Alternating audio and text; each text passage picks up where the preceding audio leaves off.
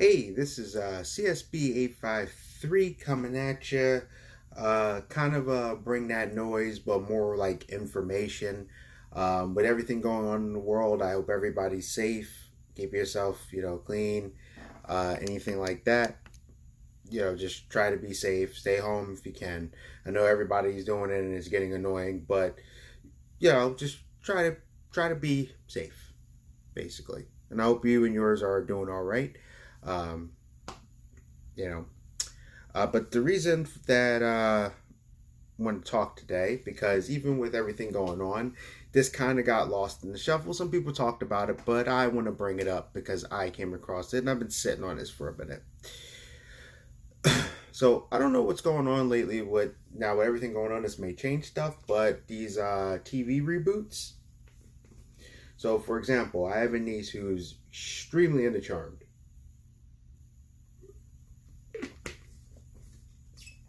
Like I like Charmed. I enjoyed the show. I thought it was awesome.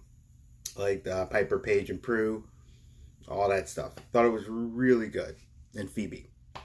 Um, so they decided to reboot the series. Dawn, chill out. Sorry, my cat wants attention. All of a sudden. So when they decided to reboot the series, they put a little, that lettered flair in it because they just had to. And when they did it, I know the original cast wasn't really feeling it because they were like, well, it's kind of old. Why would you go back? I thought when they originally said they were going to come back out with a Charmed, it was going to be about the kids for how they ended the original series. But instead, it was this. I haven't gotten the pleasure. Hey, Dawn, go lay down. Go lay down. I'll deal with you later. Go lay down. I'll deal with you later. Sorry, cat's like bugging. So I I haven't really gotten to watch it yet, so I haven't gotten it to give it my full test. But my niece, she says yeah, she does what I do. She's like, hey, I'll give it the 4 shots. She was like, she wasn't really feeling it. She was like, and I asked her, I said, well, can you separate the charm that you love from this and give it a fresh eyes as if it's new and see what it is? And she just said there were just some things that just didn't really resonate with her for it, and it wasn't even just the fact of charm. She just didn't like how they took it and what they did it. She said it was clever how they changed it to M, but still. I have another friend who said he's actually okay with it overall. Like he's not loving it, but he's like it's not bad. He's able to watch it because the other charm, he's like it's fine kind of thing. I've seen a little bit of it. I like the one actress in it. I can't remember her name, but she was also at Edge of Tomorrow, and she was in Tomorrow People. She's actually British. I think she's a very good actress. I actually follow her on Instagram recently, actually, because I've seen her Edge of Tomorrow again. Can't remember her name, but I know in the series she's the lost sister. Because it seems like they combined the two and made it this way. So they took sister from over here when this one was there, or like that. So you put the letter community and stuff. I don't really have an issue with it. You race swap people. Okay, I guess it gave itself to it. And I know the original creator is into it, like the guy writing it. So whatever. But it probably has this fan base. Whatevs, right?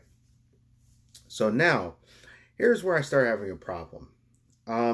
So firstly, there's Kung Fu. Now, if you don't know what Kung Fu is, I watched it because I'm a big Western fan. I don't know every Western and like, oh my God, I know everything, but I can name some Westerns. I can spout off some stuff. My favorites usually involve Clint Eastwood, but I love John Wayne, especially when he played Cockburn. And it's just really cool, especially the last movie he did where the guy didn't want to pull the gun until the end thing, and it was just interesting. It was really deep because when he finally did it, it's like it's actually kind of sad, and I really dug that. As a matter of fact, Logan is based around that, not the movie. Comic book Old Man Logan has a little bit of that where he wouldn't pop the claws, and when he does finally do it, he does his thing, but it's a little sad. I love that kind of stuff. I think it's really cool. But anyway, so with this, I know Brandon Lee was in it, but basically it was David Carradine. He was playing I remember Kane, but I always wanted to get his name right. So excuse me, Kwai Chang Caine. Basically, he was a monk that was over there, and it was like "Still the pebble from my hand" kind of thing. Living Color did a great parody of it. A great parody of it. It's amazing. But he basically goes out west to find his half brother, and he starts going through. It's black and white. Very good. He was bald, even though he grew hair. It was a really good series.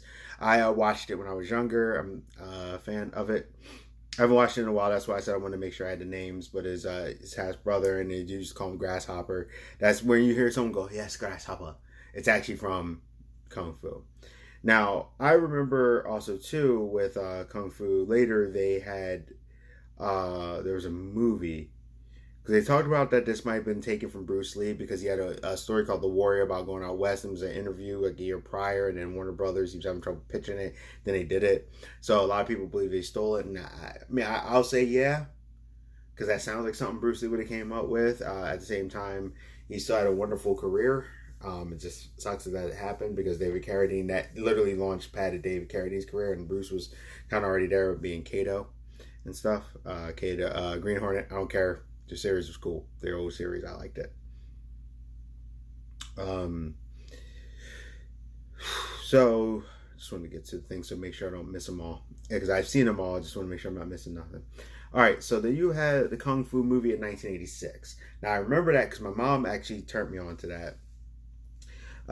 Kane was being played by Carradine and forced to fight his hetero unknown son, who was played by Brandon Lee, ironically, right? Like, so they did that, and then there's Brandon Lee, and that's kind of crazy. Like, Bruce and Brandon is like, hey, we want to get back, kind of thing. The movie was very interesting. It was one of the first times Brandon Lee was really young in it. It was really cool. Then it had, that's the one I was about to forget. I always forget this one. Kung Fu: The Next Generation. The story moves to the present. See, so here I'll read these synopsises to you so you get it. So in Kung Fu the movie, Kane is forced to fight his son Chung Wang, Herbie Pilato, in the Kung Fu Book of Kane, page 157. Also comments that Bruce Lee's son Brandon Lee was involved in the sequels related to the series. Late Brandon Lee, son of Bruce Lee, played Kane's son, Chung Wang. Toward the end of the film, Chung Wang asks Kane if he is his father. The question seems somewhat ironic since in real life, Brandon's father was a contender for the role in the Kane series. After Bruce Lee lost the part to Carradine, he went back to Hong Kong where he made The Big Boss, the film that began his legendary career in martial arts movies. So here's the funny thing. Like, he had Kato and stuff, but if he would have gotten that role in Kung Fu, he might not have actually gotten as big as he did. Big Boss did start him up, and we all know Bruce Lee's is crazy, awesome, greatest martial arts ever. But maybe that was a blessing in disguise kind of thing, because if he would have gotten to that, this role lasted a very long time, not just from the TVs, but into other movies. But he might not have gotten that same desire, like, all right, I'm going to show them kind of thing, and went straight to a movie career. So we might not have gotten the same Bruce Lee. Awesome as always, but the way it went, it actually might have worked out better with his career. Then you got Kung Fu: The Legend Continues. 2 decades after the first series ended, a second related series titled Kung Fu: The Legend Continues, running in syndication, followed the adventures of Kwai Chang Caine's grandson, also named Kwai Chang Caine, which I remember that confused me. I was like, is he time traveling? When I was younger, and my mom explained to me later. It again starred Carradine, this time as the grandson of the original Caine, and introduced Chris Potter as his son. Caine mentor was played by Kim Chan as Lo Si, the ancient, Ping Hai. The second series ran for 4 years from 1993 to 1997. And, oops, I jumped around. Oh, sorry. So he played a great-grandson, Kwang Chang Caine. It explains the original Caine had married and became a town's medicine man. One night he died of heart failure. He appears as a ghost to his grandson and great-grandson, who later destroy a narcotics operation. That was Kung Fu: The Next Generation. That's the one that fast-forwarded to present day, and he took out someone. That's the one that thought time travel. So Kung Fu: The Legend Continues is the one that takes place 2 decades when the first series ended. A second related, all that. He plays Quan King Chen, the grandson. So from the grandson was the grandson, like that. Chris Porter played the son. There was the cop show, Kane as a mentor. That series was actually really cool. Second series ran for 4 years, 93 to 97. The first season was released in Germany on DVD. Announced follow-ups. There was something with Bill Paxton. Do I see anything? Okay. So now we're going to get to this part. So here's my problem. That series is awesome. That series is thing. And I love this guy, but this is starting to get on my nerves. In September 2017, it was reported that Greg Berlanti and Wendy Menso was developing a female-led reboot of the series for Fox. On November 2019, it was announced that the reboot had moved to the CW. Greg Berlanti, duh. It always moves to the CW. Which is home to the majority of the Arrowverse shows, all of which are produced by Berlanti and written by Christina M. and Martin Giro, and sees a quarter-life crisis causing a young Chinese-American woman to drop out of college and go on a life-changing journey to an isolated monastery in China. But when she returns to find her hometown overrun with crime and corruption, she uses her martial arts skills and Shaolin values to protect her community and bring the criminals to justice, all while searching for an assassin who killed her Shaolin mentor and now targeting her. Series receives a pilot order and in January 2020. Deadline, sorry, cat's like all over me right now. Deadline reported the casting of the reboot with Xiz Ma and Keng Huang Tan and Jin Chen as Mei Li, a husband and wife restaurateurs whose secrets threaten to destroy their lives just as they deal with the return of their estranged daughter. Yada, yada, yada, yada. Chinese history buff. And they just go on other stuff. Okay, anyway. All right. So that's kind of the premise for the most part. Okay. Here's where part of my problem comes. Why does it need to be Kung Fu? You want a female-led show. So why does it need to be Kung Fu? And if you are going to make a Kung Fu, why don't you connect it to the previous series instead of making it a reboot? And they did have on a thing that it is going to be a reboot. Kung Fu took place in the past. And originally I was like, wait, how are you going to have a female lead in the past and the West and stuff? So they're going to make it modern day, but Kung Fu. So you're going to do Legend Continues?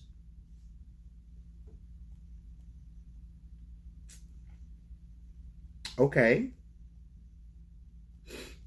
Or you're going to do Next Generation? Like, why couldn't you just connect it to the other series then and make her the great-granddaughter? And maybe she went to go find her family values. Or you could have just made it another show. See,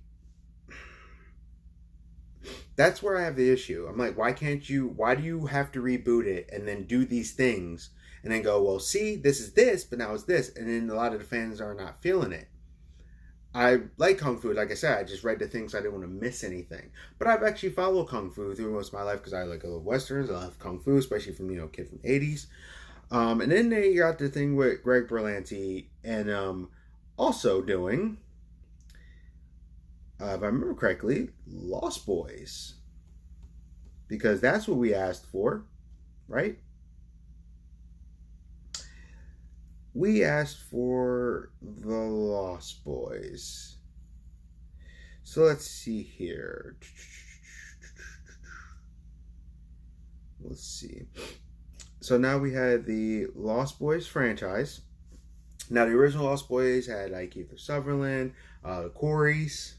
Back in the day, if you're from the 80s, you know exactly who the Coreys are. Feldman and Haim.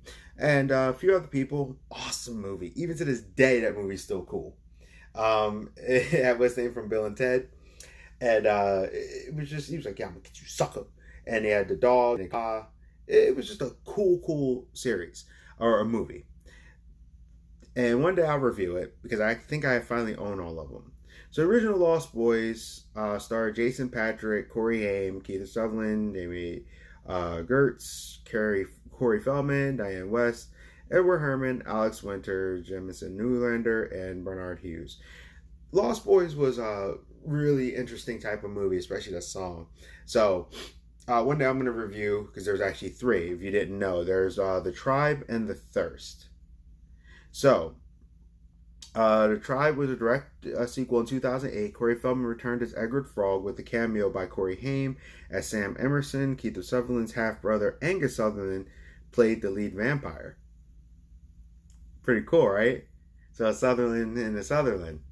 Now, my one friend, she was like, it was like this, but I told her, I was like, that's actually the Sutherland brother. We watched them together. I watched them there. There was things she liked about it, but she was like, it still didn't touch the original, and it's true. They don't touch the original, but it was all right. Now, you had the third one, entitled Lost Boys The Thirst, with Feldman serving as executive producer in addition to Edgar Frog and Newlander returning as Alan Frog. The Frog Brothers story in that movie was pretty interesting. Like I said, I'll review it and go a little deeper. I try to keep my reviews light and heavy at the same time, like kind of in the medium. But it was okay. Like, it had some cool stuff in it, especially the concept. At the same time, it was a little like, this still felt like a straight-to-DVD movie, like it really did. So, they had to cancel film. After the first film's initial release, there was plans to make a sequel named The Lost Girls, just 2 years after David returning as the villain, but the plans never came to fruition. Scripts for this and other sequels. See what I did there? So you gotta do it. Sequel circulated, and original film director Joel Schumacher made several attempts at the sequel during the thing. Like I said, it's late at night, so I get stuffy. There was also plans for a fourth film after the release of the third film, but it was canceled after the folding of its production company, so they were going to do actually a fourth. And I did hear about that. They had a thing, too, so now I knew they had comics. In August 2016, it was announced that a television adaptation of The Lost Boys was in the works at CW to be developed by Rob Thomas in association with Gulfstream, Warner Brothers.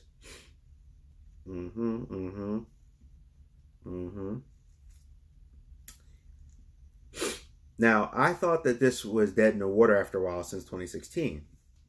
Lost Boys as a television through the company ordeal, reimagining of the original film. The series was imagined as a 7-season anthology style, spanning 70 years with each season chronicling a decade. It's not actually a bad idea.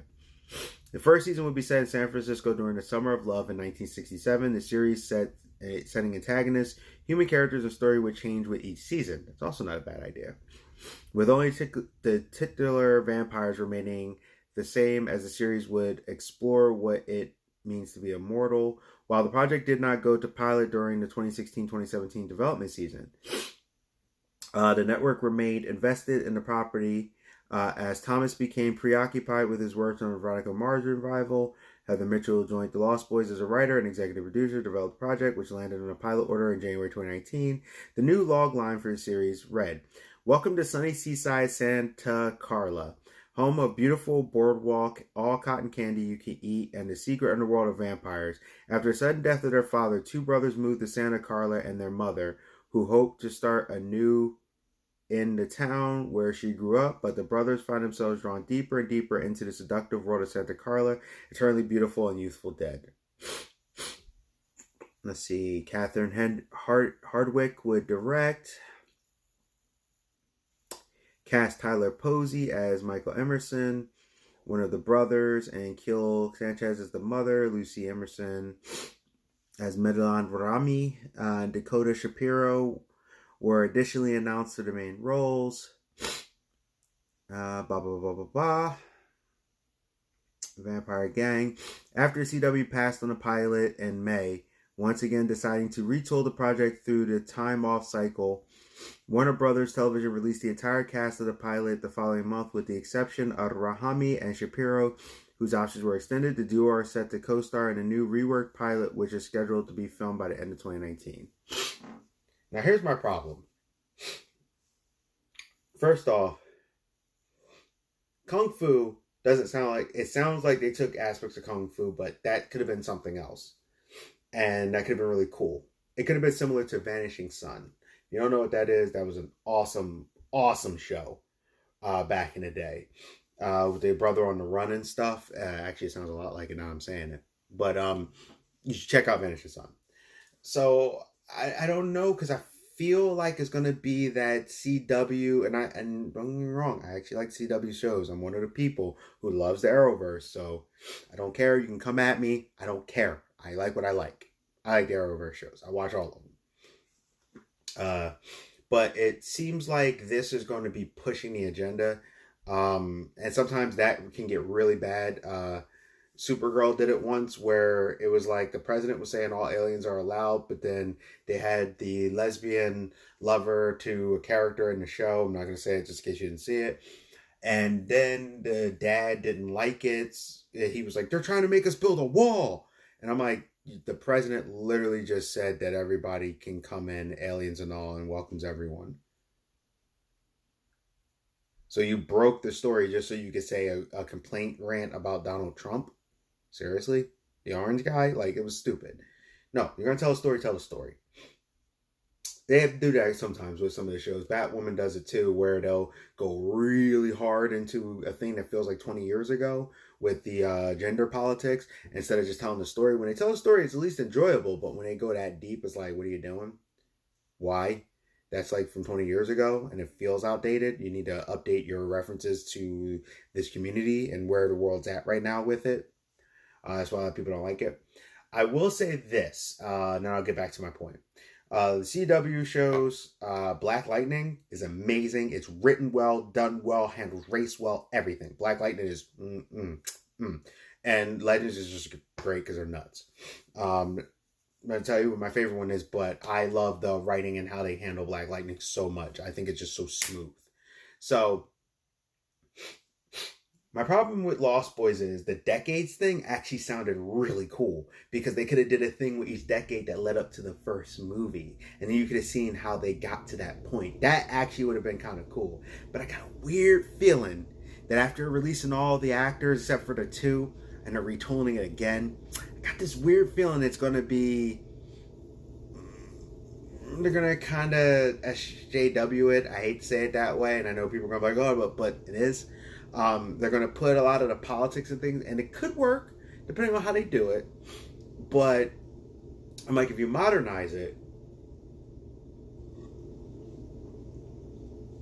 what makes it different from the Thirst of the Tribe? Because you're using the original characters?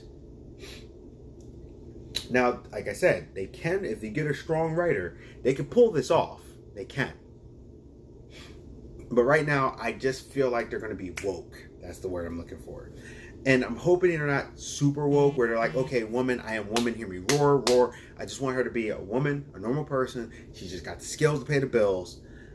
Please make the fights convincing. I don't want to see a 6 foot, 300-pound kung fu master and her doing this and go, I can do this, and just, no, I want to see her struggle.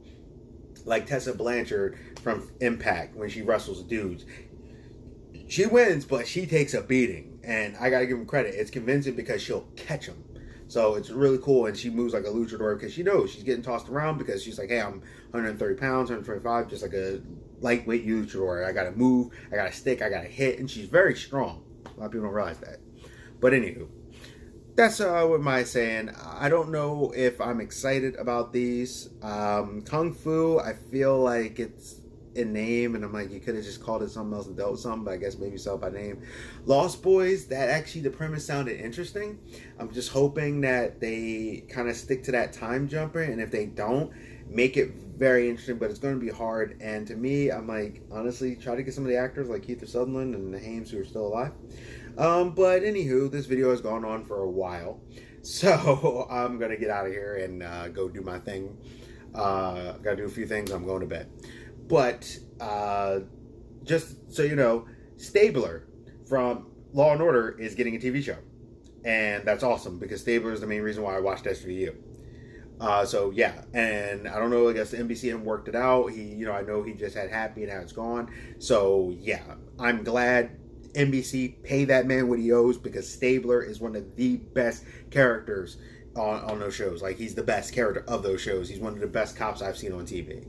All right, this is CSB853. Please like, subscribe, share. Tell me what you think about them doing the Kung Fu now that I read some of the premise to you, sped read it.